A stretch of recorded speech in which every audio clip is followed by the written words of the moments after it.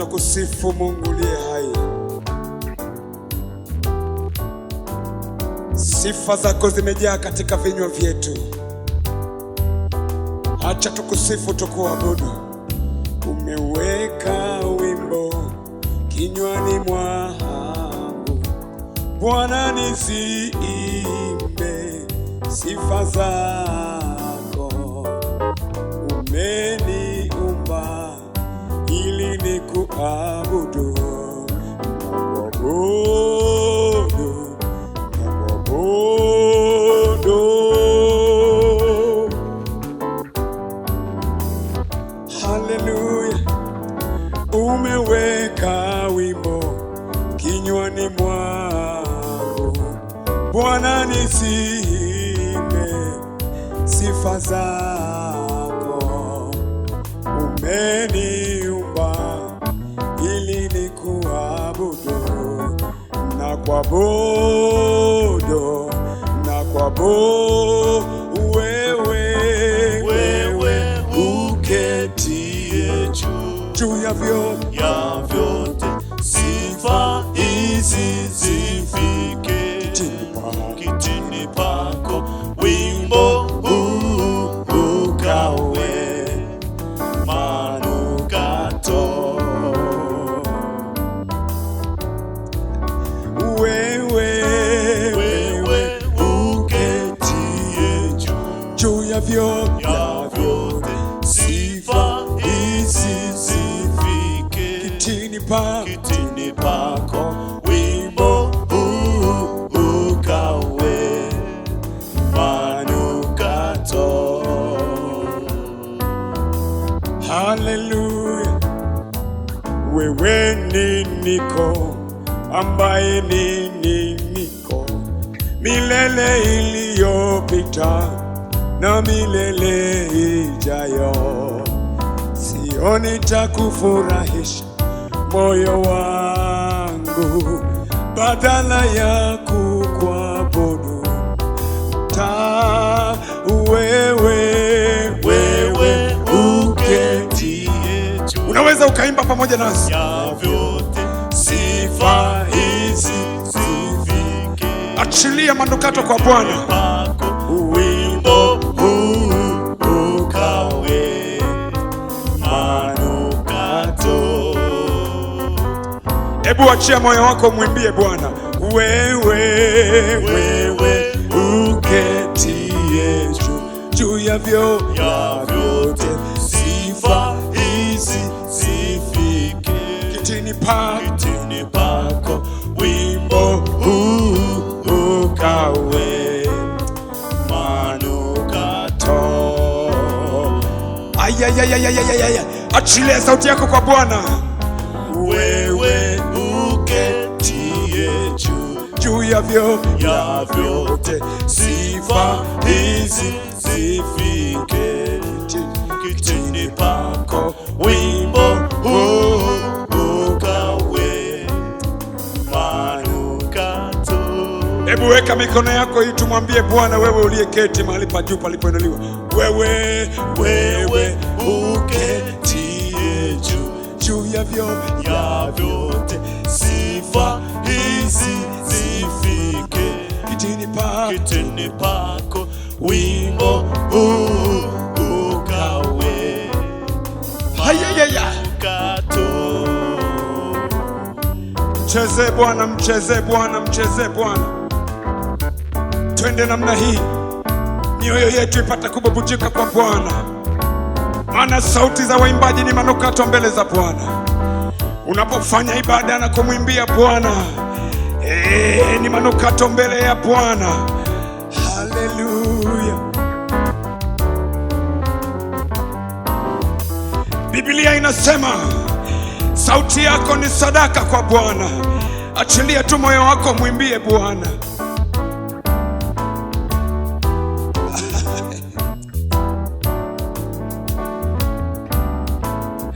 Kama sadaka za Abeli, manukato.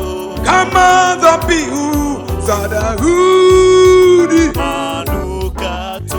Kama sadaka za watumishi wako,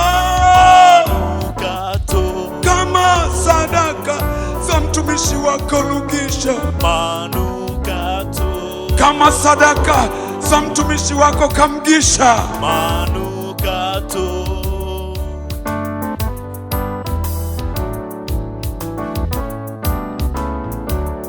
kama sadaka za mtumishi wako kamgisha, manukato. kama sadaka za watumishi wako waliojitoa kwa kazi yako. manukato. Manukato, manukato, manukato. kama sadaka za wanaotazama televisheni hii saa hii, manukato. kama sadaka za waliojitoa kusikiliza neno la Mungu. Bwana usikie. manukato. Manukato, manukato, manukato, manukato. manukato, manukato, manukato, manukato. moyo wangu, moyo wangu, moyo wangu, gusa moyo wangu, moyo wangu, moyo wangu, moyo wangu. Bwana anapita kugusa mioyo ya watakatifu wake.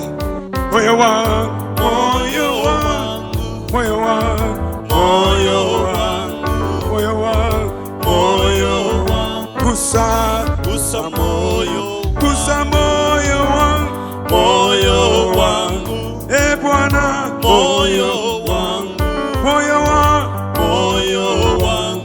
gusa, gusa moyo, gusa maisha yangu, maisha yangu, maisha yangu, maisha yangu, maisha yangu, maisha yangu. Baba, gusa maisha yangu, gusa maisha yangu, maisha yangu. Kuna watu wamekata tamaa. Maisha yangu, Mwambie tu Bwana, gusa maisha yangu, gusa, gusa maisha yangu. oh moyo wangu, moyo wangu. mwambie Bwana, moyo wangu, moyo wangu, moyo wangu.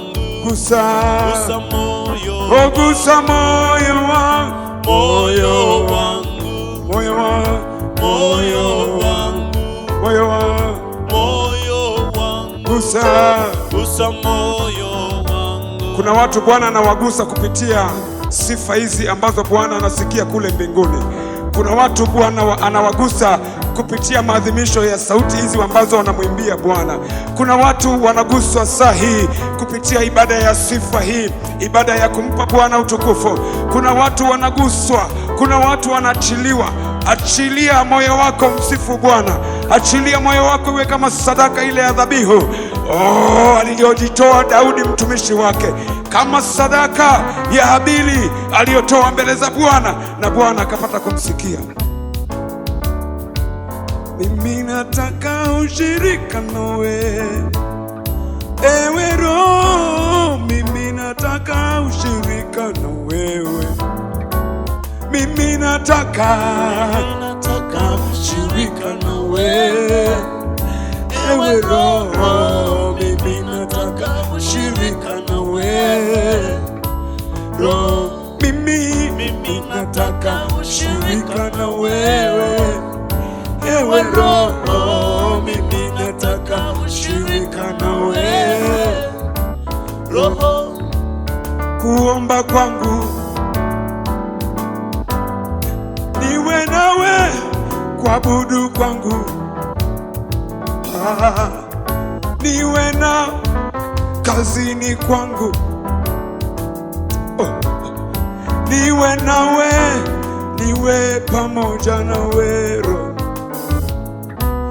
Mimi nataka ushirika na wewe, ewe Roho, mimi nataka ushirika na wewe. Roho, mimi nataka ushirika na wewe, ewe Roho, mimi nataka ushirika na wewe. Roho, mimi nataka ushirika na wewe. Jiconnect. Oh, mimi nataka ushirika na wewe. Hebu sikiliza. wangu, nikwambie jambo. Sikiliza tu nikwambie jambo, mtu wa Mungu. Hebu weka mikono yako tena namna hii. Wako watu wa Mungu, watumishi wa Bwana ambao wanaendelea kuomba kwa ajili ya kanisa la Bwana, na sisi tunaenda kuungana pamoja nao ili Bwana akatujibu haja ya mioyo yetu. Nisikie mtu mmoja akisema haleluya. Nisikie mtu mmoja akikili ushindi ya kwamba tunakwenda kushinda katika yale majira ambayo Bwana ametupangia. Tunakwenda kushinda. Weka tu mikono yako namna hii. Bwana Yesu, fungua neema yako. Haya ni maombi yangu kwako, wote ninaowapenda wasipitwe na neema yako, na neema yako. Basi ikiwa iko ahadi ya kuingia rahani mwako, sitaki kukosa, na niwapendao.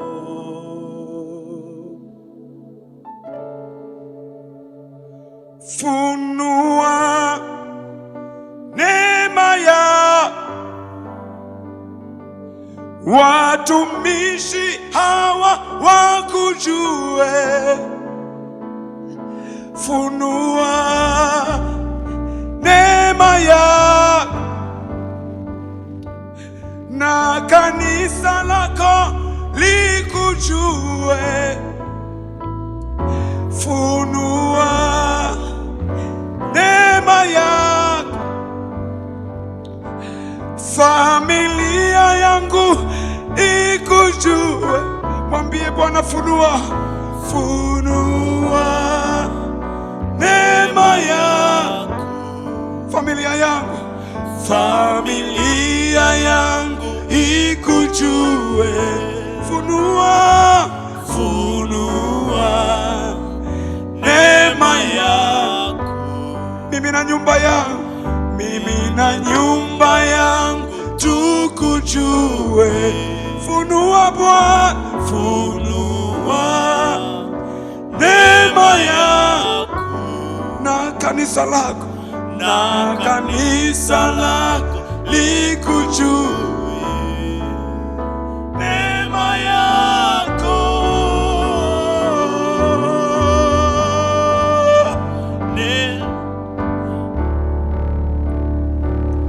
achilia moyo wako kwa Bwana.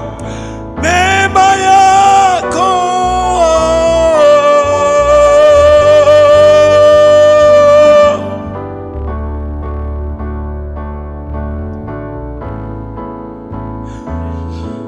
wako watu ambao wamekata tamaa. Inawezekana walijua kabisa kwamba Mungu amewaacha, lakini nataka nikwambie iko neema siku ya leo. Mungu hajakuacha. Jipe moyo mama, jipe moyo baba, na utashinda. Bwana hajakuacha. Bwana anaijua haja ya kila mmoja anayetubu na kuja mbele za uso wake. Haijalishi ni jambo gani. Neema ya Bwana ipo, neema ya Bwana ipo, neema ya Bwana ipo, neema ya Bwana ipo, neema ya Bwana ipo. Funua neema ya marafiki zangu wakujue. Unaweza ukafungua tu kinywa ukatamka neno kwa ajili ya utukufu wa Bwana.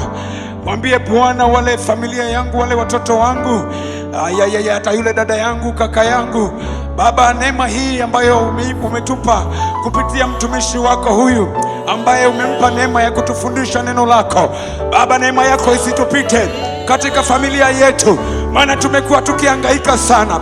Kuna vifungo ambavyo Bwana vimekuwa vikitutesa, vinatesa maisha ya dada yangu, vinatesa maisha ya kaka yangu. Wako ndugu zangu waliokata tamaa. Yuko mwingine alitamani kujinyonga, maana anaona kama Mungu vile haupo. Baba, Baba, Baba, Baba, Baba, neema yako, neema yako, neema yako isitupite Bwana, neema yako isitupite Bwana, neema yako isitupite Bwana, neema yako isitupite, neema yako, neema yako, neema yako, neema yako, neema yako,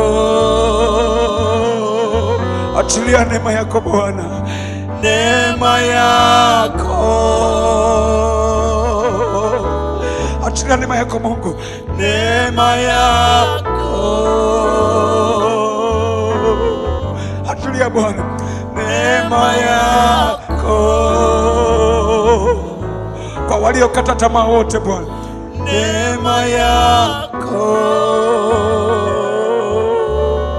neema yako, neema yako.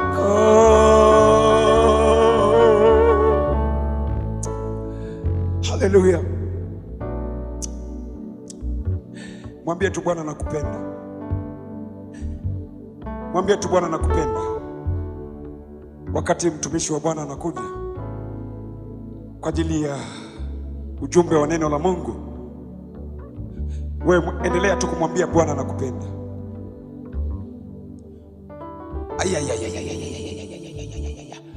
Mwambie Bwana ni kama ule mti ulio kando ya ziwa au kando ya mto.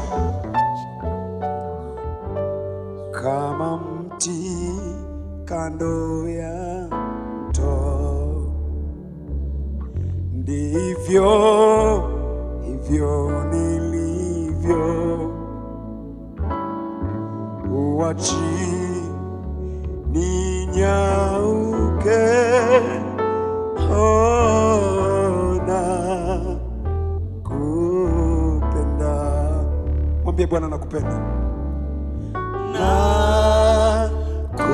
nakupenda, nakupenda Yesu,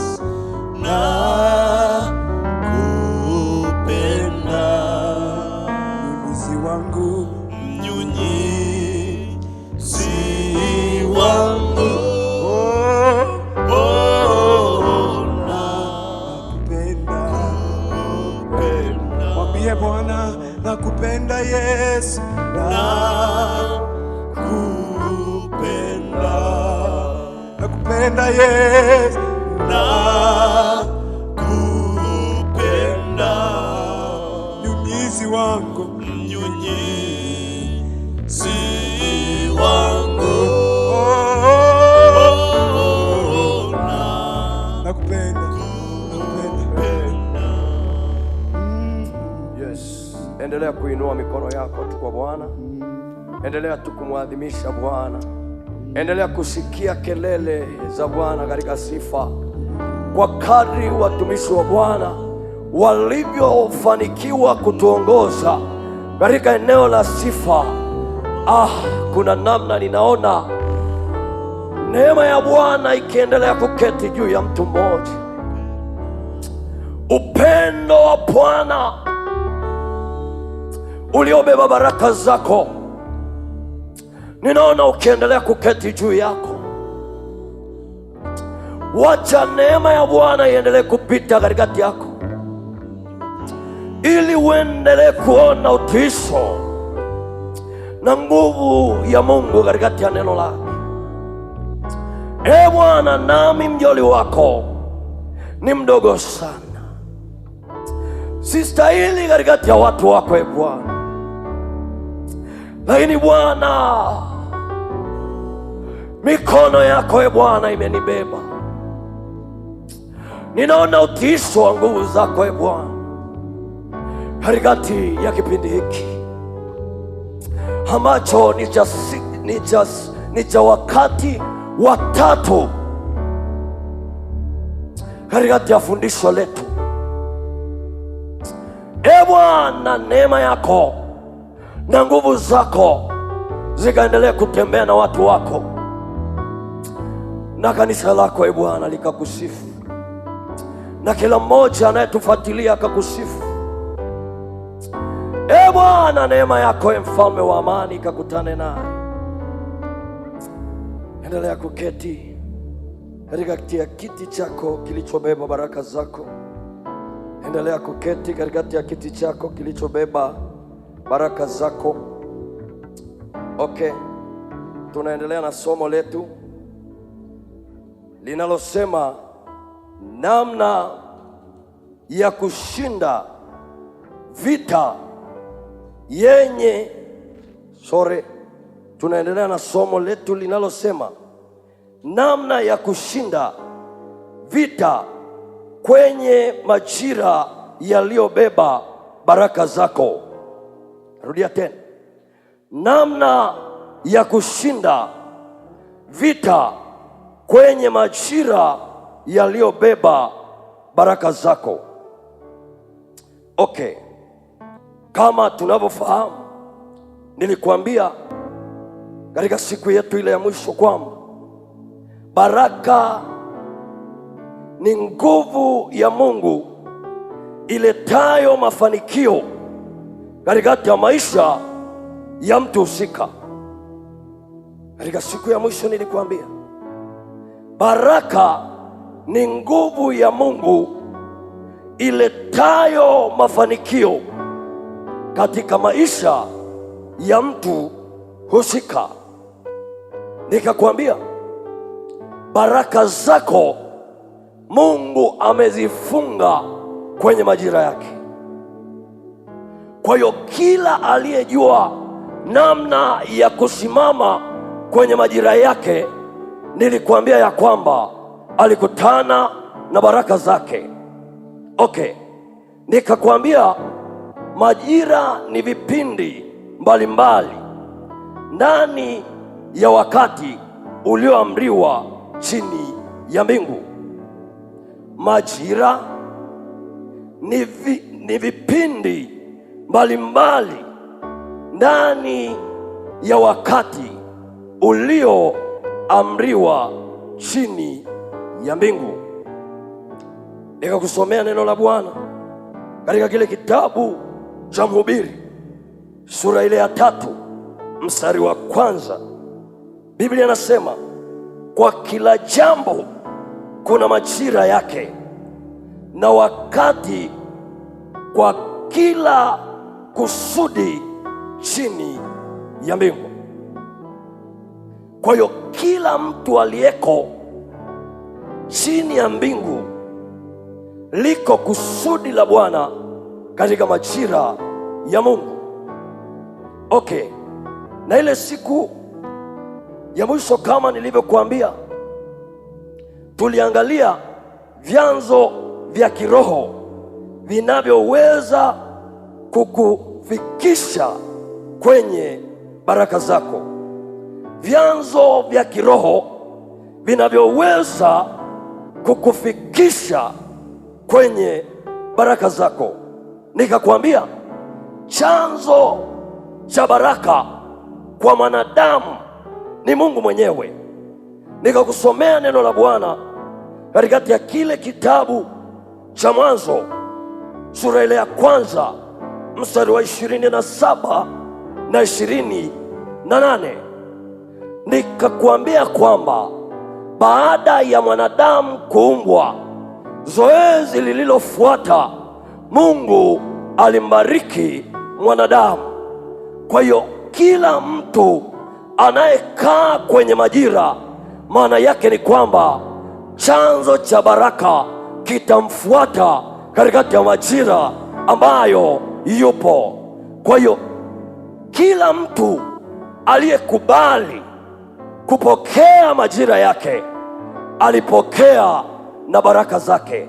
Okay, na tukaishia pale mahali ambapo tulisema kwamba mkono wa mtu wa kushoto umebeba utajiri.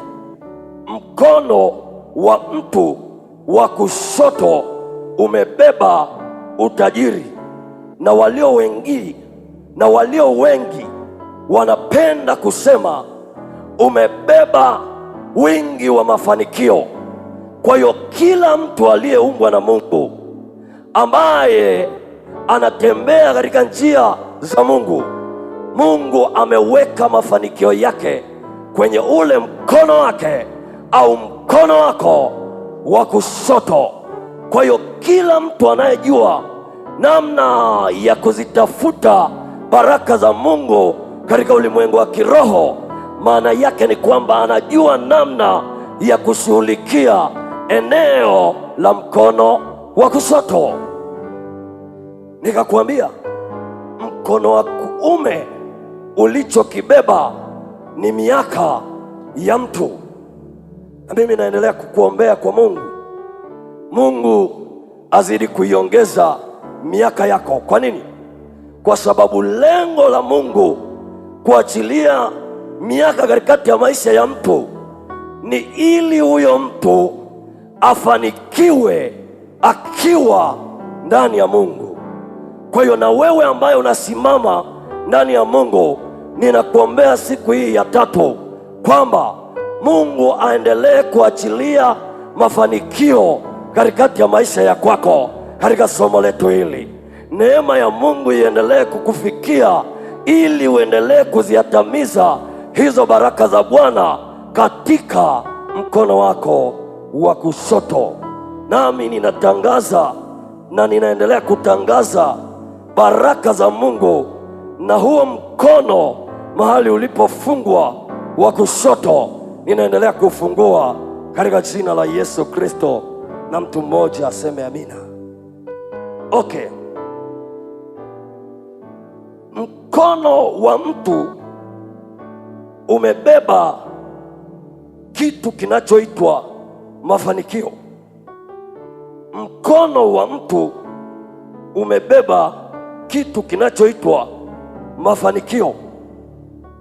Kumbukumbu la Torati 28 mstari wa 8, utaona namna Mungu anavyoendelea kukusemesha ya kwamba kwenye huo mkono wako nitaachilia mafanikio. Kwa nini? Mungu anakufanikisha ili uendelee kumtukuza yeye. Sikiliza mpendwa, hatufanikishwi na Mungu ili tukafurahie mafanikio tuliopewa na Mungu. Tunafanikishwa na Mungu ili kwa kupitia mafanikio basi Mungu ainuliwe katikati ya maisha yetu. Na nataka nikwambie ya kwamba Mungu aendelee kukufanikisha kwa kazi zote za mikono yako, ili kwa njia ya mafanikio hayo basi uendelee kumtukuza Mungu. Mungu akitaka kukufanikisha anaweka baraka kwenye mikono yako. Mikono ya mtu imebeba siri ya mafanikio ya mtu. Hivyo mtu wa rohoni akisha fahamu siri iliyoko ndani ya mikono yake, kuna namna anaweza kuyapokea mafanikio yake kwa Bwana. Sikiliza, adui anafahamu sana kuhusu habari ya mafanikio ya mtu iliyoko kwenye mkono. Kwa hiyo kuna vitu anaweza akavitumia kwa ajili ya kuharibu mafanikio yako. Kuna vitu ambavyo adui anaweza kuvitumia kwa ajili ya kuharibu majira yaliyobeba mafanikio yako. Sikiliza, kitu cha kwanza kinachotumika kwenye mkono ambacho adui anaweza kukitumia na kaharibu mafanikio ya mtu, cha kwanza, pete. Pete, pete, pete. Pete nimeisema mara nyingi. Kwa nini? Kwa sababu watu wasiojua kwamba nini ambacho pete imebeba, wanafurahia tu kuivaa. Lakini nataka nikwambie ya kwamba kuna maana kubwa sana ya watumishi wa Mungu kuwaona wakiombea kitu kinachoitwa pete. Wengine wanasema navaa tu kama urembo. Sikiliza, kuna binti mmoja nilikutana naye, alipewa zawadi ya pete na mama yake wa kambo. Sitaki kutaja eneo alipo, sitaki kutaja jina lake, maana unaweza ukamfahamu na mimi sitaki umfahamu. Nataka uelewe kuhusu habari hichi ninachotaka kukwambia. Pete alipewa na mama yake wa kambo. Mama yake wa kambo alipompa yule binti pete, kuna maneno aliyatamka ya kwamba binti huyu atakapovaa hii pete, mafanikio yake yote, elimu yake yote, baraka zake zote zihamie kwa watoto wangu. Kwa nini? Kwa sababu huyu ni mtoto wa mtu niliyemkuta. Kwa hiyo baraka za kwake zote za kielimu na za kimafanikio zielekee kwa watoto wangu. Yule binti alipopewa pete akavaa. Sasa siku moja akaota ndoto, akasikia sauti ya mtu anayemwambia, anayeyatesa maisha yako ni mama yako wa kambo, na kuna kitu ambacho anakifanya, muulize baba yako. Kwa nini? Kwa sababu siri hii baba yako anaijua. Nikaitwa. Wakati nilipoitwa, tayari binti alishamuuliza baba yake, tena kwa kulia, maana yuko katikati ya ardhi ya kwetu, ameajiriwa hapo, lakini ameacha chuo, ni msomi wa watu, amekimbia chuo kwa sababu kuna namna adui alifanya kwa kupitia pete. Basi mama yake wa kambo akawa anaogopa. Kwa nini? Kwa sababu tayari kwenye ulimwengu wa kiroho kuna namna amefahamu ya kwamba siri inaenda kufichuliwa.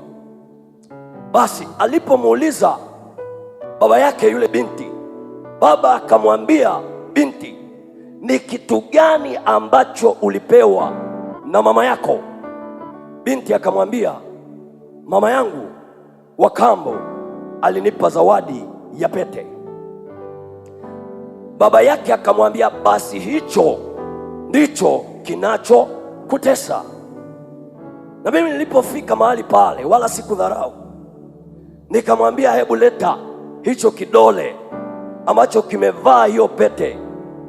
Alikuwa amevalishwa pete kwenye kidole cha pete. Nikamwambia, hebu leta huo mkono. Alipouleta ule mkono, nikashika kile kidole chake cha pete. Mapepo yakaanza kulipuka, yakaanza kusema vitu ambavyo vimefanyika kwenye ulimwengu wa kiroho. Akawa anamwambia, angalia, hupati bleed wala hakuna chochote unachokipata. Kwa nini? Kwa sababu tumefunga kila kitu katikati ya maisha yako, mpaka uzao tumefunga. Kwa hiyo utahangaika lakini hauwezi kufanikiwa, na pete hii hakuna wa kuiharibu. Tukamwambia, Bwana, kwa namna ulivyotupa neema na wito wa kukutumikia wewe, ni kweli sisi hatuwezi, lakini wewe unaweza. Tukamwalika Bwana aharibu kazi za ile pete. Tukaichukua ile pete, tukaichoma moto. Tulipoichoma moto, binti ana muda mrefu hajaona simu ya mama yake wa kambo.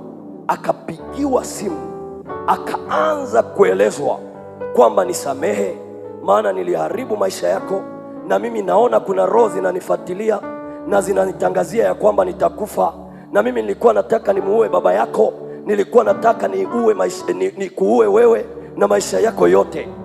Anaambiwa na muhusika. Kwa nini? Kwa sababu kuna roho ambayo Mungu aliituma katikati ya yule aliyefunga maisha ya yule binti. Na mimi nakuamuru kama aishivyo Bwana, akatume nguvu zake katikati ya watu waliofunga maisha yako kwa njia ya pete, waliokupatia pete na wewe ukaikumbatia, ukaishi kama anayependwa. Wakati huo kumbe adui anataka kuyaharibu maisha yako. Na nikutangazie katika jina la Yesu Kristo, kamata hicho kidole cha pete. Inawezekana kuna namna ulipewa pete pasipo kufahamu ya kwamba nini kilichoungamanishwa ndani ya pete. Hebu kamata hicho kidole, kamata hicho kidole. Hizo nguvu za Mungu zinapita, hizo nguvu za Mungu zinapenya, hizo nguvu za Mungu zinapenya kila aina ya vazi ulilovishwa kwa njia ya pete, vazi la umaskini, vazi la ufukara, vazi la kuharibiwa, kila aina ya ndoa ambayo yumkini kwa namna moja au nyingine imefungwa kwa njia ya pete, ambayo yumkini mtu mmoja alipoingia katikati ya huyu baba akasema nitaolewa mimi. Alipoona ya kwamba hajaolewa, mama huyu alipoingia kwenye ndoa akaachiliwa pete. Pete ilipoachiliwa ikasemeshwa.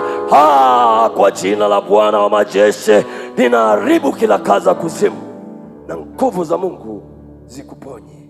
Ninaona mtu anayeponywa, ninaona mtu anayetolewa mahali, aliyepewa pete akiamini anapendwa. Neema ya Bwana iendelee kukutetea. Okay, nimejaribu kukugusia tu kwamba wakati mwingine adui anaweza kutumia nguvu za kishirikina kwenye pete unaivaa. Lakini mbili, adui pia anaweza kukushika mkono akaondoka na baraka zako. Mkono tu uliposhikwa, baraka zikaondoka. Kuna rafiki yangu mmoja aliniambia, nilipoajiriwa kazini nilipewa neema ya kuwa kiongozi wa wengine, lakini kuna mtu mmoja katikati ya wafanyakazi wangu, yeye alileta moyo wa upendo kwangu, nikaamini ya kwamba ananipenda. Kumbe wakati huo ananishughulikia. Anasema kila siku alfajiri akija lazima aingie ofisini kwangu, na nisipompatia mkono hawezi kutoka. Ghafla nikashangaa nashushwa cheo. Nikajiuliza kwa nini. Ghafla nikasikia mwenzangu anapandishwa cheo. Ananiambia, Roho wa Bwana akanisemesha, akaniambia kwamba wakati ulipokuwa unapewa mkono ulifikiri ya kwamba unapendwa, kumbe mwenzako alikuwa anaondoka na vya kwako. Sikiliza, kila aina ya mtu aliyefika kwako akakukabidhi mkono wake na wewe ukamkabidhi mkono wako, akateka vya kwako, kwa kuwa aliviteka kwenye ulimwengu wa kiroho kwa njia ya nguvu za giza. Ninaamuru kwa jina la Yesu Kristo ya kwamba vinarejea, maana Biblia inaniambia ya kwamba atarejesha vya kwetu vilivyoibiwa. Kwa hiyo na cha kwako kilichoibiwa, aidha nafasi yako, aidha mifugo yako, aidha kila kitu unachokimiliki, kuanzia leo ninaamuru kwa jina la Yesu kirejee tena, kirejee tena, kirejee tena. Pokea marejesho, pokea kurejeshewa na Bwana. Pokea, pokea, pokea na tena kwa jina la Yesu. Ninaona mtu mmoja ambaye analia kweli kweli kwa sababu ya kuipoteza nafasi yake, kwa sababu ya mtu aliyemkabidhi mkono wake. Ninaona neema ya Bwana ikipenya ndani ya mtu mmoja na baraka za Bwana zikipenya ndani ya mtu mmoja ambaye alikuwa amepoteza vya kwake. Hiyo neema iendelee kukufunika wewe, ikafunike na uzao wako, ikafunike na kila aina ya kitu chochote unachokitamani katika ulimwengu wa kiroho, kwa jina la Yesu Kristo wa Nazareti aliye hai. Mtu mmoja aseme amina. Mtu mmoja aseme amina. Okay. Kitu kingine, adui au nguvu za kishirikina zinaweza zikakupokonya baraka zako kwa kitu ambacho ulikuwa nacho cha kimaandishi. Aidha unakuta wewe ni mwanafunzi, daftari likachukuliwa, mzako akahamisha akili zako zote.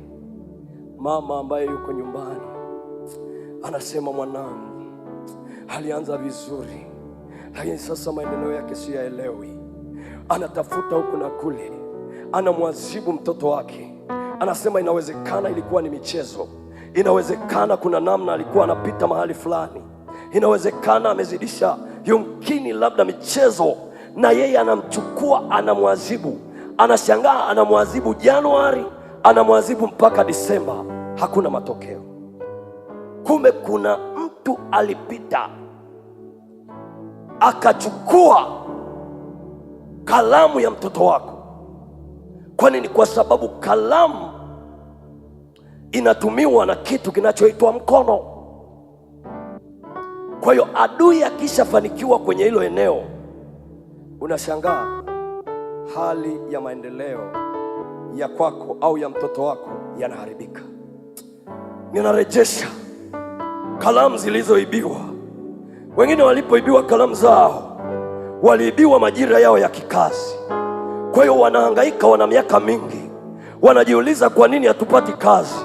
Lakini walioiba majira yao kwa njia ya kalamu yao walijua kabisa ya kwamba ndio atafanikiwa, atafaulu, lakini na mimi nitafaulu. Kwa sababu gani? Kwa sababu nitatumia maarifa yake ili niweze kutoka mahali nilipo, na nitakapotoka, kwa kuwa aliandaliwa kazi nzuri, basi mimi hiyo kazi nzuri ninaiketisha kwangu kwa njia ya hati yake. Unashangaa mambo yanaharibika. Damu ya Yesu leo ifike kwako. Ninaona na wewe ukifikiwa na Bwana. Ninaona majira yako yakifikiwa na Bwana. Ninaona na wewe ukitolewa mahali fulani. Ninaona nguvu za Mungu zikikugusa na wewe.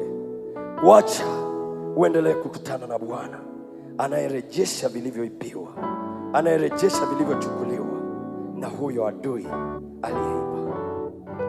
Rafiki yangu mmoja akaniambia, mimi Bwana, kila nikiota ninaota kurejeshwa kwenye shule yangu ya awali, yani shule ya msingi. Lakini ni mtu mkubwa, lakini anapoota anaota akiwa amevaa shati la shule na kaptura ya shule. Anasema mara kwa mara ninakuta nikiwa ninaandika, lakini ghafla nashangaa kalamu imepotea. Nikamuuliza rafiki yangu pole. Nikamwambia rafiki yangu pole. Nikamsikiliza. Iko siri katikati ya ulimwengu wa kiroho. Kuna mtu ambaye aliiba vya kwako vya kielimu. Alipoviiba hivyo, basi wewe kila siku anakurudisha awali. Nikamwambia sikiliza. Unashangaa kuna namna unapambana kimaisha, hichi kinapokaribia kukamilika, unashangaa kinarudi kuwa tena awali. Unaanza kule ulipoanzia. Unapoanzisha kitu fulani, kinarudi tena kuwa awali. Kwa nini? Kwa sababu adui alisha kuchukulia maisha yako tangu katika awali yako.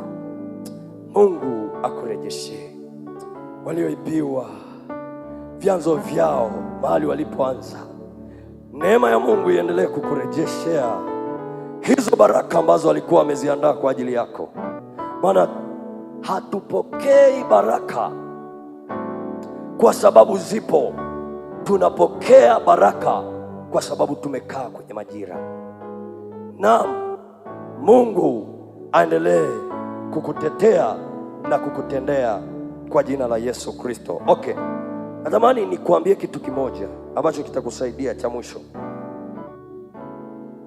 Kila ambaye hajui, kila ambaye hajui kusema na malango yaliyoko kwenye familia yake, baraka zake huchelewa. Kila ambaye hajui kusema na malango yake yaliyobeba mafanikio yake, maana kila mafanikio yanapita kwenye majira, lakini ndani ya malango ya mtu. Kwa nini? Kwa sababu kila majira yana malango yake. Ukisikia saa 1 sekunde ya kwanza lango linaanza, na mwisho lango linafungwa. Saa 2 ina lango lake, saa 3 ina lango lake. Kila majira, hata majira ya masika, watu wanajua kwamba hichi ndio kipindi cha kwanza cha masika. Haya ni majira ya masika. Kwa hiyo kama haujui kwenye familia yako malango yenu ya kibaraka yamebeba nini, umekwisha. Unapoiangalia familia ya Adamu, Biblia inasema malango ya Adamu baada ya kuanguka kwenye anguko, Biblia inasema malango yalibeba roho ya mauti. Yalibeba roho ya mauti. Yalibeba roho ya mauti. Kwa nini? Kwa sababu ahadi ya Mungu inasema msile huu mti, na mkila huu mti mauti ijuu yenu. Angalia kilichotokea kwenye ule uzao. Anazaliwa mtu anayeitwa Kaini na Habili. Kwa kuwa malango yao yalikuwa yanasafirisha roho ya mauti, basi Habili akauliwa na Kaini. Anamwambia twende uwandani. Kwa nini? Kwa sababu sadaka yake Kaini ilikataliwa. Kwa hiyo usipojua ya kwamba malango yenu yamebeba nini, mnafarakana katikati ya familia yenu. Kumbe malango yenu yamebeba mafarakano. Mnatamani mjenge nyumba kwenye eneo lenu, kwenye kijiji chenu, kwa wazazi wenu, lakini kila mnapokaribia kujenga nyumba mnafarakana. Kwa nini? Kwa sababu malango yenu ya kibaraka yamebeba mafarakano. Unatoka hapo unakutana na mtu mmoja kwenye hii familia ya mzee Adamu, anaitwa Lameki. Biblia inasema na yeye akaua. Kwa nini? Kwa sababu ndani ya hii familia roho ya mauti ilikuwa inatembea katikati yao. Ni ombi langu kwa Bwana, hiyo roho ambayo inazuia baraka za Bwana katikati ya malango ya kwenu, kwa jina la Yesu Kristo ninaichomoa. Kwa damu ya Yesu Kristo ninaichomoa. Nguvu za Mungu zipite katikati ya malango yenu. Adui aliyeweka kila aina ya uzio ya kwamba hawa wataishia pale. Kwa nini? Kwa sababu kazi kubwa ya adui ni kudai baraka za familia katikati ya malango yao. Sikiliza, neema ya Mungu ilinde familia yenu, ili neema hiyo itakapolinda familia yenu, mufike mahali mnapotaka kufika. Hakuna mtu anayependa umaskini, na Mungu akakukutanishe, mpendwa wangu, na watu ambao wamebeba baraka zako. Biblia inaniambia mzee Labani alikuwa anamsubiri Yakobo katikati ya mifugo yake. Tena Biblia inaniambia ya kwamba Labani akamwambia Yakobo, ninafahamu baraka hizi nilizo nazo ninazipata kwa ajili yako.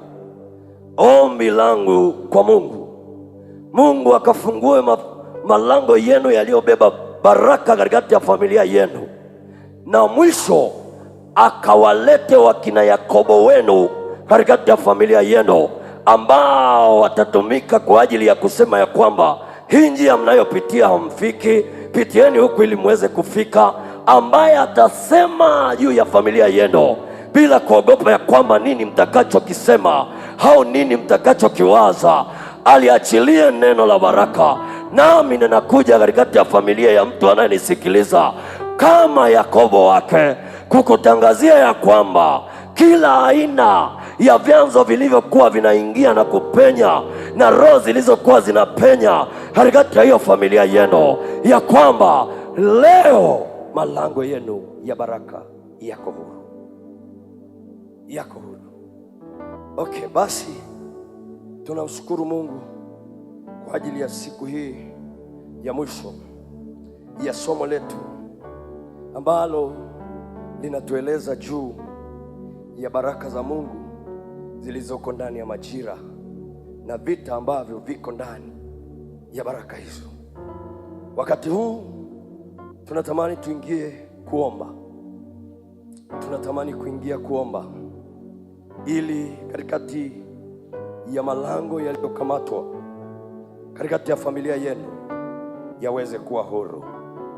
Wakati mtumishi wa Bwana anafika mahali hapa, natamani tu unyooshe mkono wako juu wa kuume ili tumwambie Bwana juu ya baraka zako, juu ya baraka zilizoko ndani ya familia yako ambazo hazitimii kila siku. Unawasikia ahadi juu ya familia yako lakini hauzioni. Tunataka tutangaze neno la uzima katikati ya malango yaliyobeba baraka zenu ili Bwana aweze kuwabarikia tena. Nyosha mkono wako, sema maneno haya. Sema Bwana Yesu. Sema Bwana Yesu. Bwana Yesu. Sema Bwana Yesu. Bwana Yesu. Sema tena Bwana Yesu. Bwana Yesu. Leo kila aina ya adui aliye kamata malango ya familia yangu leo, sema anaachia. Sema anaachia. Sema anaachia. Sema anaachia. Sema anaachia kwa jina la Yesu. Kwa jina la Yesu. Kwa jina la Yesu. Sema leo. Sema leo. Sema leo.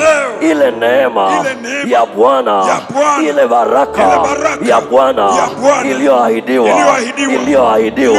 sawa sawa na neno la Bwana katika kile kitabu cha Mwanzo sura ile ya kwanza mstari wa 27 na 28. Leo ninazikaribisha katikati ya malango yetu ya kifamilia kila ambaye ameyakamata malango ya baraka zetu leo. Sema leo vinaondoka. Sema vinaondoka. Hata kama kwenye malango yetu adui, sema adui ameachilia roho za uharibifu, roho za ulevi. Sema leo. Sema leo. Sema leo zinaondoka. Sema zinaondoka. Sema zinaondoka. Sema roho ya umaskini iliyoachiliwa kwenye malango yetu. Sema leo. Sema leo. Sema leo yanaondoka. Sema yanaondoka. Sema yanaondoka. Sema Yesu, ulisema ya kwamba tutakanyaga nyoka na nge. Sema leo kila ambaye amekamata majira yetu, sema leo anaachia kwa jina la Yesu. Kwa jina la Yesu. Sema achia. Sema achia. Sema achia. Sema achia kwa jina la Yesu. Sema Bwana, ninakushukuru maana umeniponya. Umeponya maisha yangu. Umeponya familia yangu. Umeponya ukoo wetu kwa jina la Yesu. Shangilia Bwana Yesu mahali ulipo. Shangilia, shangilia, shangilia, shangilia. Shangilia tena na tena na tena na tena na tena. Pokea baraka katikati ya malango yenu. Pokea nguvu za Mungu katikati ya malango yenu. Mahali mnapoingia, mahali mnapotoka. Maana Biblia inaniambia kwamba atabariki mahali unapoingia, atabariki mahali unapotoka. Kila mahali Bwana akakubariki. Leo usifananishwe tena na mtu yoyote, bali ukaitwe mbarikiwa katikati ya wabarikiwa. Mchapie Yesu makofi ya upendo kama umepokea hizo baraka za Bwana. Haleluya. Amen, amen, amen. Mungu akubariki sana.